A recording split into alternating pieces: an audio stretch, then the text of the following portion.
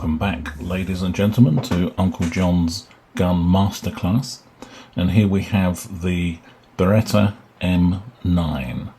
This is exactly the same as the Beretta 92 FS, except for the rather unique sight pattern on this weapon, which is the post and dot pattern. Some people have trouble using this, converting from the normal 3-dot system, but others find it quite intuitive. What we're going to do today is examine the gun, some of its features, and also how to load and unload the weapon. One of the interesting things about this weapon is that it is the standard issue for the US military. That fact is somewhat controversial. Some soldiers returning from combat duty have suggested that the weapon be replaced by one of a larger caliber, namely the 45 ACP, ACP standing for Automatic Colt Pistol, as featured in the 1911 style of pistol invented by John Moses Browning. And it's called the 1911 because it was introduced into military service in 1911. But this is the Beretta M9.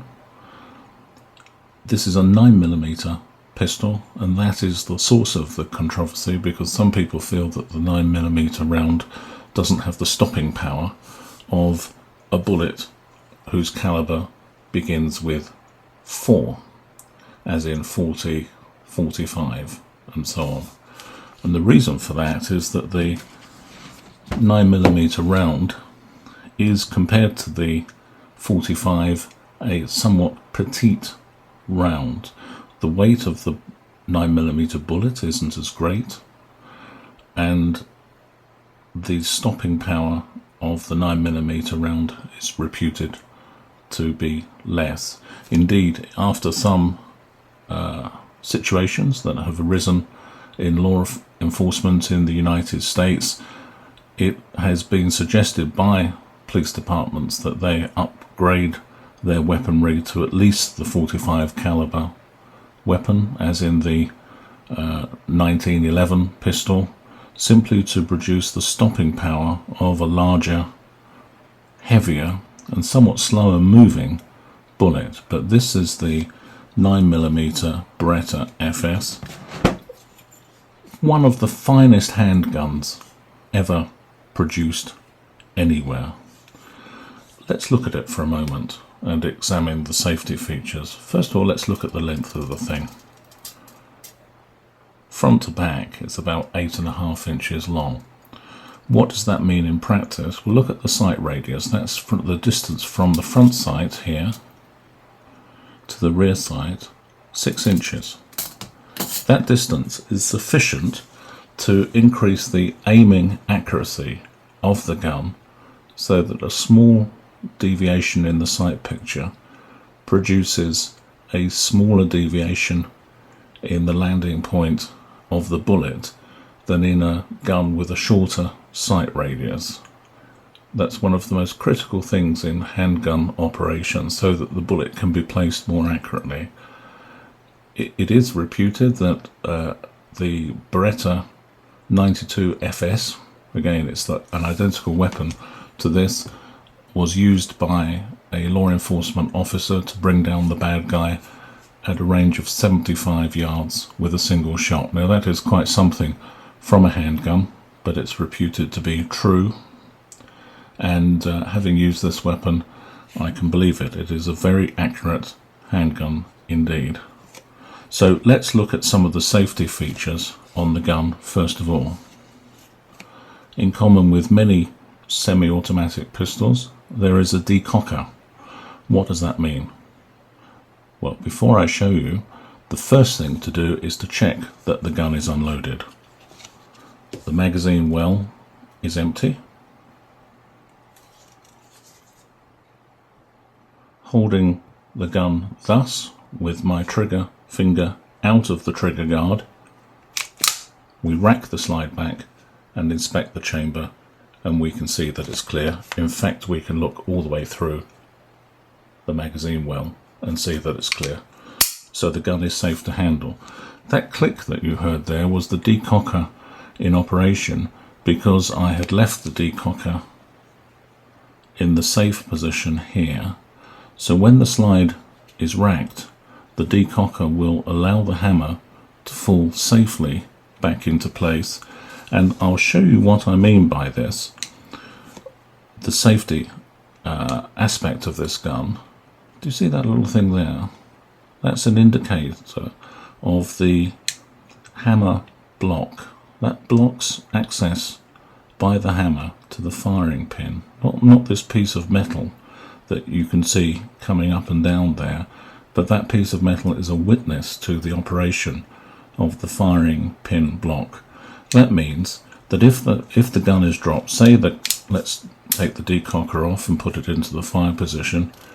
If the gun is dropped with the hammer cocked, there are two safeties now in operation.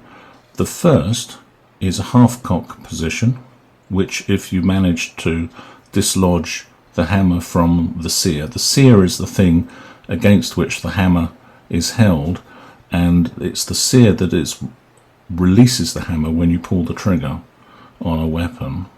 So two safeties. One, there's a half cock position that would catch the hammer unless the trigger were pulled. And secondly, there's this firing pin block, which even if the hammer got past the the half cock position, would block the hammer from impacting on the firing pin, thereby preventing an accidental discharge. And let's watch the decocker in operation now. We move the lever down and the gun is safely decocked. On some weapons, notably the Sig Sauer P232, the decocking operation is altogether more smooth and gentle, but the gentility of the arrangement is of no consequence providing it is safe. And this little witness bar is testament to the fact that the firing pin is blocked from any activity by the hammer unless the trigger is pulled. Now on this particular weapon it's not recommended to so-called dry fire, so I can only demonstrate that in the decock position. So let's decock the weapon again and pull the trigger, and there we can see the witness bar to the hammer, the firing pin block in operation. Okay, so let's load the weapon. Now in the previous video we were looking at the Kel-Tec P11 and we saw there how to load the magazine. Let's take it in reverse order now. Let's strip this magazine of rounds. This is the Beretta M9, aka the Beretta 92 FS, one of the finest handguns in the world. And so let's put the rounds here and let us then reload the magazine. On the M9 the magazine takes 15 rounds, plus the gun can hold one in the chamber, so that's a total of 16 rounds available in this particular type. So as with the Kel-Tec, we insert the bullets thus into the magazine, press down with the finger of the other hand and continue to add bullets, pressing down on the brass of the preceding bullet, not the bullet itself, because we don't want to damage the bullet. Speaking of damaged bullets, this is a round as received from the factory, and look at the misshapen effect there on the full metal jacket. It's important to inspect ammunition before using it for obvious defects like that, but also not so obvious defects, which is where the primer stands proud of the base of the cartridge. If that happens, if the primer is proud of the base of the cartridge, one can get something called a slam fire, which is where that when the slide is released to chamber a round, it also fires the round, simply because the primer comes into contact with the back of the breech and causes a discharge, a very unsatisfactory occurrence. Here is another round, similarly misshapen but to a lesser degree, and so every bullet you put in a gun should be inspected. What's the failure rate of ammunition? Probably 1 in 1,000, 1 in 3,000 rounds, somewhere in there. It's difficult to say, but it's important to check that the ammunition is in good condition, because if it's not, a failure in the weapon could be catastrophic. It could be catastrophic in the sense that the weapon isn't available when you want it to be, and it could be catastrophic in the sense that the malfunction it causes could be so severe that the gun itself is destroyed, and thereby opening the possibility to personal injury. And a gun exploding in your face or close to your hand is less than ideal. There is a witness mark, a witness hole here, to show that 15 rounds have now been inserted into the magazine, and now we insert the magazine into the weapon, finger away from the trigger. We now push that home, and with the heel of our hand tap it home like that. Now at this point there is no round in the chamber, but I'm going to introduce a round into the chamber now. Notice that I've put the safety into the fire position. That's because I don't want the hammer to be decocked when after I've done this, because I'll show you how to handle a weapon safely even with the hammer cocked. So we now rack the slide back, and you can see the round there ready to be introduced into the chamber, and we let the slide drop, and that has now inserted the round into the chamber. The gun is now hot. At this point we decock it by moving the decocking lever down, and that safely decocks the weapon. We then remove the magazine from the weapon, and we add that 16th bullet to the magazine and reinsert the magazine in the time-honoured way, pushing it home and then giving it a sharp tap with the heel of the hand. And in that condition, the gun is now safe to carry. It's hammer down, safety on. Now there's a round in the chamber, but look what happens when I pull the trigger. Because the safety is on, nothing happens. I do of course have the gun pointed in a safe direction when doing that. That is also safe to carry, and if you feel that the weapon should be more immediately available to use, it's okay to carry it in that condition, provided you carry it in a way that there is nothing that can act on the trigger. So let's put it back to the safe position now, and now we will look at unloading the weapon. The first thing to do, fingers well away from the trigger, press the magazine release catch, withdraw the magazine and put it safely to one side. Now there is a round in the chamber. I'm going to do it the wrong way now so that you see the round fall out. I'm just going to put a patch on the table here to catch the round so it doesn't make too much of a noise, and we pull the slide back, and the slide, the ejector caught the bullet and threw it out of the gun. Now this gun does not have an ejector port in the conventional sense. Most semi-automatics have an ejection port here, and the round is thrown out through that. But look, this gun is different. The barrel is full exposed. When the gun fires, when you fired 10 rounds through this, the barrel is appreciably hot. And so this is a very unusual design of handgun. So let's check the weapon once again.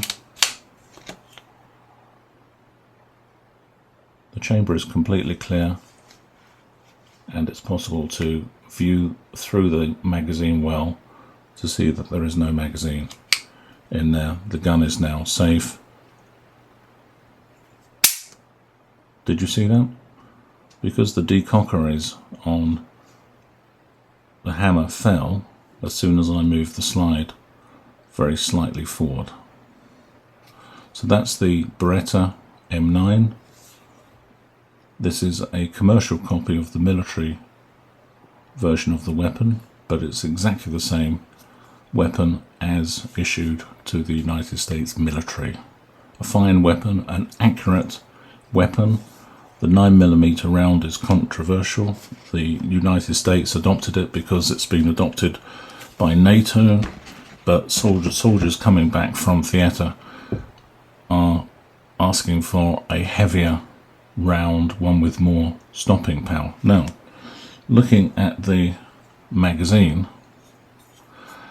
if you were using 45 caliber rounds in this weapon, the capacity of the weapon would be reduced to 8+1, simply because of the larger diameter, perhaps 9 or 10+1, but certainly not 15 or 17, as is the case in some magazines for this weapon. 17+1. This particular magazine is 15, thus this is a 15+1 gun with this magazine. So a fine weapon, arguably the wrong caliber, but still a fine weapon for personal defense and fun shooting. And by fun shooting I mean training oneself to fire a weapon well and safely. So Uncle John signing off. Ladies and gentlemen, thank you for watching. Give the Beretta M9, or its civilian nomenclature, the Beretta 92 FS, due consideration. It's a fine weapon with the addition of a Crimson Trace laser sight, where, and for those that are new to firearms, the Crimson Trace system works with a modified grip here, so that a laser is embedded in the right hand side cheek piece of the weapon, and there's a button placed here so that when one grips the gun, this finger is operating the switch to turn on the laser, and then the laser is adjusted so that it is convergent with the point of delivery of the bullet 25 feet out. Most people adjust it for that, maybe 20 feet or 15 feet depending on the intended purpose for the weapon, but eminently adaptable. This particular example does not have the Picatinny rail here for the addition of a light and so on, so this is the, as it were, the basic model. But what a fine weapon for general target shooting and fun at the range. A great weapon, great fun to shoot, a very safe weapon to carry. I'm just wiping a little bit of excess oil off of the weapon now from a slightly over-enthusiastic oiling that the weapon received recently. But a very fine weapon to carry, very safe and brilliantly engineered. And on the next video we're going to look at how to clean the gun, how to lubricate the gun, and then we can look at some of the finer points of operation of this superb firearm. So safe shooting, remember, gun safety is no accident.